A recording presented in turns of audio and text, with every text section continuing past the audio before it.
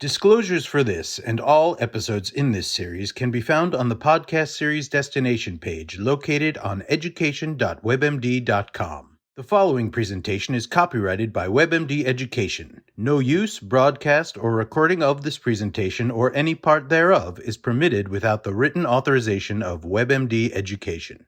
The following podcast was developed and supported by an independent educational grant from CDC Foundation.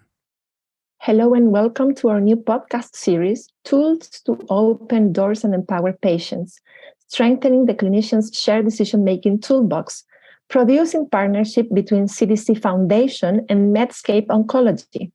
My name is Paulina Bravo, and I'm an associate professor at the Pontificia Universidad Católica de Chile in Santiago, Chile. And I also work as Director of Patient Involvement at the Cancer Institute Fundación Arturo López Pérez, one of the largest cancer centers in the country. I will be hosting our first episode, How to Communicate Medical Information to Patients with Cancer and Their Caregivers. Joining me today is Dr. Don Deason, Professor of Medicine and Surgery at Brown University. Dr. Deason also serves as the Director of the Pelvic Malignancies Program at the Lifespan Cancer Institute and as Vice Chair of the Department of Diversity, Equity, Inclusion, and Professional Integrity of the Southwest Oncology Group Cancer Research Network. Welcome, Don, and thank you very much for joining me today. Thank you so much. It's a real pleasure to be here with you, Paulina. Good. And Don, well, communication is a key component of healthcare, right? And so important that it is considered a non-pharmacological intervention. Mm-hmm. But it's not just to communicate. It is how we communicate and what is the ultimate goal of communication. We know that we want to inform our patients. That's our first mandate, but we should also be attempting to empower them. We want to build a partnership that allows patients to take an active role in their healthcare. So by having this very brief introduction, I would like to hear from you in terms of cancer care, how to use language to facilitate understanding of our patients. Right. And I agree with everything you just said in terms of, language is important in how we convey scientific themes, certainly how we explain diagnoses, but there's an absolutely therapeutic role in how we do that. And certainly a style which may have been, sort of considered more traditional, would be just to explain things using the language of science. The problem with that is our population who were diagnosed with cancer did not complete 4 years of medical school. And a lot of times they haven't completed 4 years of undergraduate education. They may or may not have had English as their first language, and they are not familiarized with their own cancer, let alone cancer as a general concept. So to assume such a language automatically conveys a power dynamic where I am the doctor and I have the knowledge. You need my knowledge, and I will tell you what to do, and I expect you to do what I say if you want a good outcome. And by setting up that power dynamic, you're automatically almost infantilizing a patient because they are then told, or they have this impression that asking questions is not appropriate, that seeking a second opinion is not appropriate. And that's not what we want. So instead of taking this approach where you are almost educating a person about their cancer and how to treat it, I think it's really important for us to use language that is accessible, that invites questions, that invites shared processing of what's going on, and that invites people to tell you what their goals as well as their fears are when it comes to this diagnosis. And at the best, and what I hope for every person that I talk to, is that at the end of that conversation, that they feel empowered to make decisions with me, that they feel comfortable asking questions or for clarifications, and that they feel free to seek second, third, and even fourth opinions until they feel comfortable. Mhm. So important what you say, especially about how we try to transfer this power to patients. So when you say that, maybe you could explain us and inspire us on how, for example, the tone of our or even body language when we think that we want to break this power imbalance. Yeah. Right. Yeah. And I think, if you just look at how, especially Western civilization has portrayed physicians, stereotypically, they are male, if not white, and they wear a white coat. So I think it's important that if you do wear a white coat, and I'm not saying you shouldn't, but if you do wear a white coat, be very cognizant of where you're meeting that person's eye. Are you looking down on them because they are sitting and you are standing? That kind of a power dynamic in and of itself creates the illusion that we are not equals. So sitting, if everyone else is sitting, not assuming relationships in that room, asking for clarifications, not assuming that if two women are in the room, one is a daughter and one is a mother, they may be best friends, they may be lovers. But seeking that clarification, questioning your assumptions, all of that's so, so important. And then when you sit down, one of the biggest things I like to do is that not just presume I know nothing. And I also don't like to presume I know everything. So oftentimes I will start by saying, tell me why you're here, or tell me what you understand brought you to this meeting. And then I know, A, where their own knowledge of their condition is. And I know, at what level they've understood what their situation is. And some people will just say, I know I have cancer, I know it's here, and I know it hasn't spread, and I know they want me to meet with you to talk about what else we can do to make sure it doesn't spread. Great, I know where to go from there. But really, more often than not, people are just still so overwhelmed by the diagnosis of cancer. Yeah. I can see what you're saying, and I also it just reminds me something that you said at the beginning. And how do you go from this very technical and science-based language, right, that is so connected with cancer in general, to a more maybe tailored language to the individual, who you have known and you have assessed their needs in terms of knowledge and information needs, basically? I think this is where my experience as a clinical researcher actually helps. I've written a lot of what's called informed consent. So I do a lot of clinical trials. And part of writing a good informed consent is to make that language accessible. And usually in the United States, it means writing your consents to enroll or participate in clinical trials in a fifth or sixth grade language level.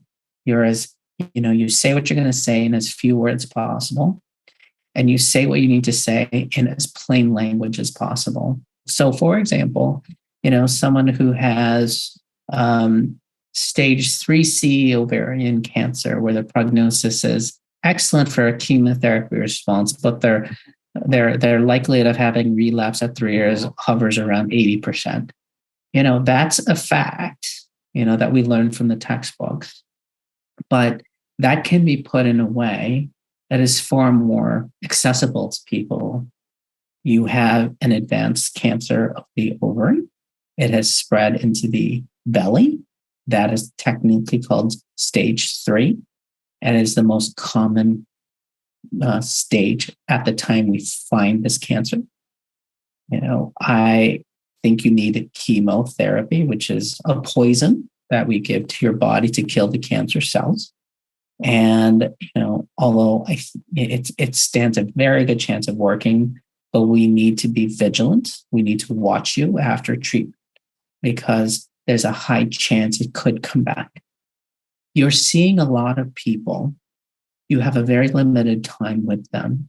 I will be the first to admit that, when I've been running 2 hours late in a clinic, the last thing I want to do is be stopped, and when I'm explaining a process and when a patient says, can you slow down?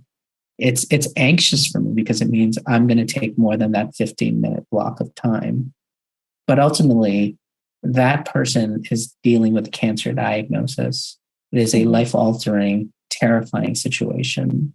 And it doesn't matter to them that I'm running late. What matters to them is that I do my best to explain a very scary situation so they do see a path forward no matter what the prognosis is. Mm-hmm. Yeah. And actually that moves me to my next point, because you have said you have to be self-conscious about that. And then in terms of self-consciousness, we also talk about cultural humility, right? Mm-hmm. How would you say that plays a role within communication in cancer care? Yeah, I think that's a really important aspect of all of this. What I feel is appropriate based on how I was born, raised, taught, and practice is not necessarily, the way someone not from my background who may be new to this country or was not educated in this country, it may not be the right or appropriate way for me to engage with them. So this can be something as simple as requesting a translator when someone does not speak English as their first language. But the other is, the cultural conundrum that I've actually faced is, some communities where English is not their first language will reject a translator and instead rely on a family member. And it's not because they don't want their mom to hear a diagnosis of cancer, but it's literally because in this community, the family speaks for each other. Mm-hmm. And understanding that as a reality is so, so important, so that we're not taking this mechanism that was supposed to help our patients make informed choices and take that and insist upon it, which again would probably serve the exact opposite of what we're trying to do. So I think part of cultural humility is just to understand and accept that people will engage, will learn, and will make decisions in very different ways. And it depends on how they were raised and their culture and the societies that they grew up in. Understanding that and then trying to interact within those conceptual frameworks. Mm-hmm. Very interesting. And we have also declared that, and you said you agreed with me after my introduction, that we want to build partnership with our patients. Yeah. So then it's been many years now that we are talking about shared decision-making and how we want people to take an active role and helping us to make the best decisions for them. How would you say language could encourage shared decision-making when we offer options in cancer care? Yeah, I think there are things which we will say we recommend when someone will do. And it's because the data is conclusive that treatment A will improve survival over treatment B. And treatment A is the standard, and it's a standard nationally, internationally. There is no debate. Then there are things we will suggest, which means it's a reasonable course of treatment. But, 10 oncologists may disagree with your opinion as to what to do, because the evidence to support it isn't as strong, and it leaves room for disagreements. In places where it's suggestions, I will provide the options together. I'll say, reasonable approaches would be to use treatment A, treatment B, treatment C, or treatment D.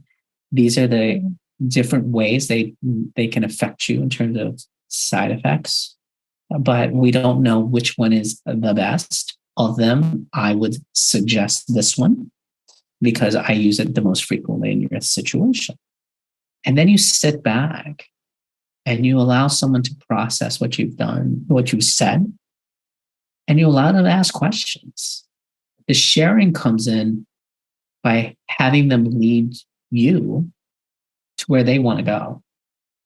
And at the end of that day, it might be a different visit. We might say, I'm going to write all these options for you. Come back a second time and we'll go through some questions you might have and we'll make a plan. I think providing people with that, the options and also a framework for them to make decisions is really critical. And I think in oncology, there's very few situations where treatment needs to start immediately. I always tell my fellows, there is always room for a second visit. Yeah. And what you just mentioned goes, I think, in the opposite direction that what many people think about cancer, like we're running out of time, so we need to do something fast and act very quickly. And this is a condition that is affecting people not just physically, but also emotionally and socially. So when we think about that, how we have conceptualized cancer and in general around the world, right. And how do you think that if there has been a change in the way we look and we use language about mental health, in particular in cancer, and how this has changed for the purpose of what we are talking now, to empower patients and to give them like a different role within the clinical consultation? One of the things I try to do actually when I meet someone, if I believe it to be true, if they're just with their first diagnosis, I'll actually see them and say, as of right now, as of today, I will look you in the eye and tell you, you are not dying. And to see people's shoulders just drop because they're prepared to hear the absolute worst, and it sets you up to have a more frank conversation when you're able to say, if you believe to be true that someone is not dying, it does set you up to have a conversation about how to approach this cancer. Now, it's a very different thing if I say, again, I have, and unfortunately as an oncologist, we do meet people where the cancer has spread throughout their body, and I might be meeting them in the hospital for the very first time, or they might have been just recently discharged from the hospital with a diagnosis of very advanced cancer.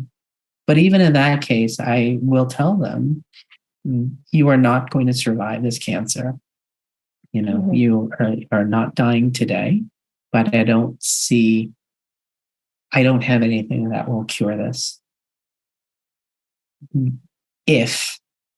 And this too, only if you believe it's appropriate. But then I would say, if you do want to try to treat this cancer, these are our options. You can wait a day, 2 days. We can talk next week and come up with a plan. But so much of it is driven by the way I think we as clinicians approach someone with cancer. If we go in there shocked or anxious, our patients pick that up. So if we're shocked and anxious and say, you need to start treatment immediately, come see me in 3 weeks after you get your IV line, that's a juxtaposition that they're just going to have such difficulty understanding. So it very much is in our best interest to help our patients from time zero about expectations. And those expectations are informed by the way we talk about their cancer and their situation. And you have given us like very interesting like takeaway messages. Like one of them is like, maybe there is time for us to have a proper conversation with patients, and also the importance of having a language that is accessible for people that we invite people to ask some questions and also to understand for them and for us as clinicians what their goals and fears might be when they face this condition. Thank you very much, Tom, for sharing with us all your knowledge and experience. I think sometimes we take for granted that although we are talking and speaking all the time, we need to have a talk about conversation and communication. Sometimes it might feel a bit redundant, but we need to talk about how we communicate. So thank you very much for sharing with us today. And we look forward to following you in your social network as well to see how you share your knowledge with the rest of the world. So thank you so much. I enjoyed this a lot, Paulina. Thank you.